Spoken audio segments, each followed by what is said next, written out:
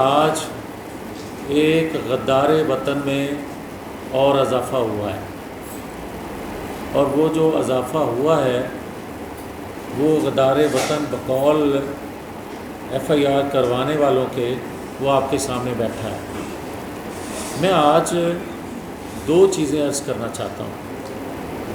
پہلی بات تو یہ ہے کہ میرے لیے بڑا آسان تھا کہ میں یہ کہتا کہ میری بات کو سیاق و سباب سے ہٹ کر پیش کیا گیا، ایک ویڈیو بیان دیتا جس طرح یہاں ہوتا آیا ہے، تو یہ بات ختم ہو سکتی تھی۔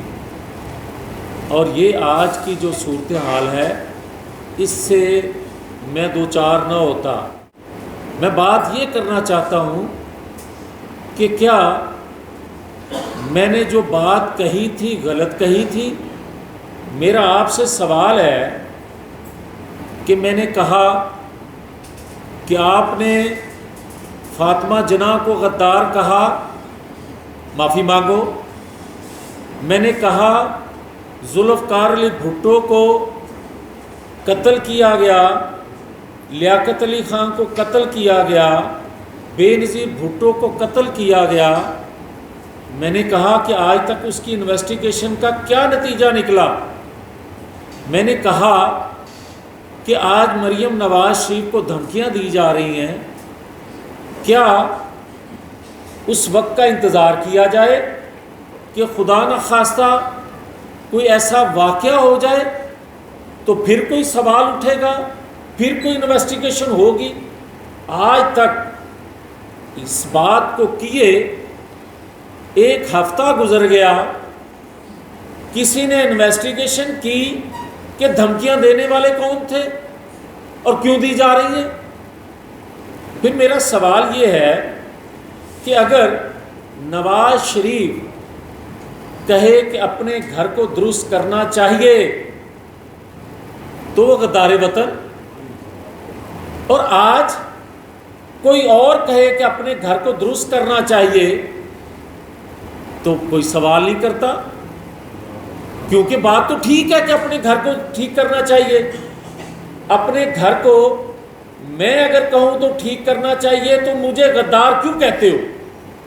اور اگر یہی بات کوئی اور کرے تو سوال کیوں نہیں کرتے؟ پھر میں سوال کرتا ہوں کہ کیا 73 سالوں کے بعد بھی ہم اس سرزمین پر غیر محفوظ رہیں؟ تحفظ حاصل نہ ہو؟ میں بار بار یہ کہتا ہوں، ہمارا جینا مرنا اس پاکستان، اس سونی دھرتی کے لیے ہے، مگر اگر آپ ہماری باتوں کو کب تک اپنی مرضی کے معنی دیتے رہو گے، کب تک اپنی مرضی کی اس کی تشریح کرتے رہو گے؟ ہمارا پاکستان سے محبت کا جو رشتہ ہے، ہمارے آباء و اجداد کا جو رشتہ ہے، اس پر تم سوالیہ نشان لگاؤ گے؟ مجھے آج پی ٹی آئی کے سابق کونسلر سے جو اس کا مدعی ہے، اس ایف آئی آر کا بنایا گیا، کیا اس سے سرٹیفکیٹ لینے کی ضرورت ہے؟ اور اگر آپ نے ان کے ذریعے ایف آئی آر کروانی ہے تو جرأت کرو، خود مدعی بنو، حکومت وقت خود مدعی بنے، پھر میں سب کچھ بتاؤں گا کہ کون غدار ہے اور کون محب وطن ہے۔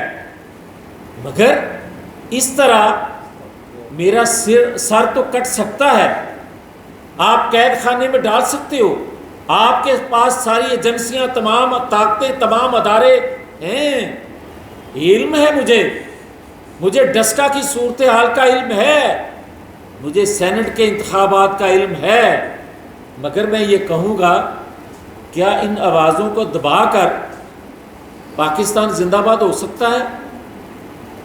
کیا پاکستانی قوم کو یہ حق حاصل نہیں کہ وہ کسی سے پوچھ سکے کہ میرے سے بنگلہ دیش آگے کیسے نکل گیا، میرے سے انڈیا کیسے آگے نکل، کہ افغانستان مجھ سے بہتر ہو رہا ہے؟ مجھے سوال کرنے کا یہ حق نہیں ہے؟ مجھے حق ہے، میرے بڑوں نے دیا تھا، میرے بڑوں نے قربانیاں دینے کے بعد جو پاکستان حاصل کیا تھا، اس پاکستان نے مجھے یہ طاقت دی ہے۔ سوموار کے دن، منڈے کے دن میں خود پیش ہوں گا اور پوچھوں گا کہ بلائیں عمران خان صاحب کو، بلائیں ان کے وزراء کو۔ مجھے پتا ہے میری سزا کیا ہے، مجھے پتا ہے کہ یہ ٹائٹل غداری کے میرے سینے پہ کیوں سجائے جا رہے ہیں، مجھے علم ہے، مگر سوال کروں گا اور کرتا رہوں گا۔ یہ پاکستانی قوم محافظ ہے اس ریاست پاکستان کی، ہم سب محافظ ہیں اس پاکستان کے، مگر اگر کسی پر، کسی کے کردار پر، کسی کا آئین قانون سے ماورا اقدام پر سوال کرنے سے ہمیں اپنی پاکستانیت ختم کرنے کا فکر ہوتا کہ یہ ہماری پاکستانیت ہم سے چھین لیں گے، تو کبھی اس بیانیے پر کھڑے نہ ہوتے۔ اس لیے ہمیں کوئی پرواہ نہیں ہے کہ ہمیں جیل میں ڈالو، ہمیں پھانسی گھاٹ دکھاؤ یا ہماری پاکستانیت چھین لو، ہم جو آئین قانون سے ماورا اقدام کرے گا اس پر سوال کریں گے، اس کو کٹہرے میں لائیں گے۔ یہی ہماری حب الوطنی کا تقاضا ہے، یہی ہماری پاکستانیت کا تقاضا ہے، اور یہی 22 کروڑ عوام کا تقاضا ہے۔